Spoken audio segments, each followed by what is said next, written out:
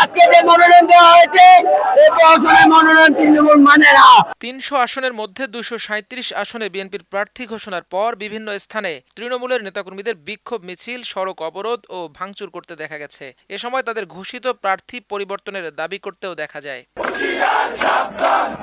আজ সন্ধ্যায় মাদারীপুর ১ আসনে বিএনপির প্রার্থী ঘোষণাকে কেন্দ্র করে মনোনয়ন বঞ্চিত প্রার্থীর সমর্থকদের বিক্ষোভ, সড়ক অবরোধ, গাড়ি ভাঙচুর ও অগ্নিসংযোগের ঘটনা ঘটেছে। এ সময় তারা ঢাকা-ভাঙ্গা এক্সপ্রেস ওয়ের মাদারীপুর জেলার শিবচরের পথচরে মহাসড়ক অবরোধ করে রাখেন। এ সময় বিভিন্ন লেনে আটকে পড়ে শত শত যানবাহন, দুর্ভোগে পড়েন যাত্রীরা। প্রায় ৩ ঘন্টা পর রাত ৯:৩০টার দিকে প্রশাসনের হস্তক্ষেপে অবরোধ তুলে নিলে যান চলাচল স্বাভাবিক হয়। এর আগে সোমবার দুপুরে বিএনপির পক্ষ থেকে জানানো হয়, জামান কামাল নূর উদ্দিন মোল্লাকে মাদারীপুর ১ আসনের মনোনীত প্রার্থী হিসেবে নাম ঘোষণা করা হলে মনোনয়ন বঞ্চিত সাজ্জাদ হোসেন লাবলু সিদ্দিকীর সমর্থকরা ক্ষুব্ধ প্রতিক্রিয়া জানান। সংশ্লিষ্ট সূত্রে জানা গেছে, মহাসড়কের পাঁচচরের রয়্যাল হাসপাতালের সামনে গাছের গুড়ি ফেলে মহাসড়ক অবরোধ করে রাখেন বিক্ষুব্ধরা। পরে আগুন জ্বালিয়ে দেওয়া হয়। এ সময় সংযোগ সড়কে আসা একটি যাত্রীবাহী বাস ভাঙচুর করে বিক্ষুব্ধ নেতাকর্মীরা। পরে শিবচর থানা পুলিশ, সেনাবাহিনী, হাইওয়ে পুলিশ এসে পরিস্থিতি নিয়ন্ত্রণে আনেন। অন্যদিকে কুমিল্লা ৬ আসনে মনোনয়ন বঞ্চিত হওয়ায় বিএনপি চেয়ারপারসনের উপদেষ্টা হাজী আমিনুর রশিদ ইয়াসিনের সমর্থকরা কান্দির পাড়ে আগুন জ্বালিয়ে বিক্ষোভ করছে।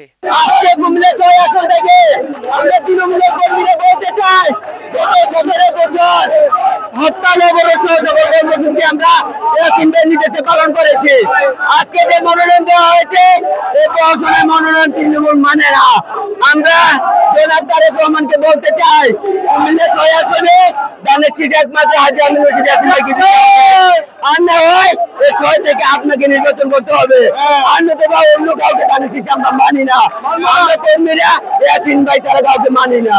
এদিকে কুষ্টিয়া ৩ আসনে মনোনয়ন বঞ্চিত বিএনপির স্থানীয় সরকার বিষয়ক সম্পাদক অধ্যক্ষ সোহরাব উদ্দিনের সমর্থকরা বিক্ষোভ মিছিল ও সমাবেশ করেছে। সোমবার রাত ৯টার দিকে শহরের মজমপুর গেট থেকে শুরু হয়ে বিভিন্ন সড়ক প্রদক্ষিণ শেষে একই স্থানে এসে অবস্থান নেন সোহরাব সমর্থকরা। এ সময় কুষ্টিয়া ঝিনাইদহ মহাসড়ক অবরোধ করে সড়কে টায়ার জ্বালিয়ে বিক্ষোভ প্রদর্শন করেন তারা। আমরা কুষ্টিয়া সদর উপজেলা বিএনপির পক্ষ থেকে এই বিক্ষোভ কর্মসূচি বিক্ষোভকারীরা বলেন, সোহরাবউদ্দিন কুষ্টিয়া ৩ আসনের ৩ বারের সংসদ সদস্য। তিনি দীর্ঘদিন জেলা বিএনপির সাধারণ সম্পাদকের দায়িত্ব পালন করেছেন। তার বদলে এখানে অন্য কাউকে প্রার্থী হিসেবে মেনে নেওয়া হবে না। তারা অবিলম্বে এই সিদ্ধান্ত পরিহার করে অধ্যক্ষ সোহরাবউদ্দিনকে মনোনয়ন দেওয়ার দাবি জানান। অধ্যক্ষ সোহরাবউদ্দিন কুষ্টিয়া সদর আসনের সবথেকে জনপ্রিয় ব্যক্তি। আপনারা খোঁজ নিয়ে দেখেন, তার নামে কোনো জায়গায় কোনো রকম কোনো অপরাধের সম্পৃক্ততা নাই। উনি সবথেকে জনপ্রিয় জননেতা হিসেবে এই কুষ্টিয়া সদর আসনে বিবেচিত এবং তার বয়সও শেষের দিকে। এবারে তাকে মূল্যায়নটা করুন প্লিজ, দয়া করে তার হাতে ধানের শীষ দিন। এবং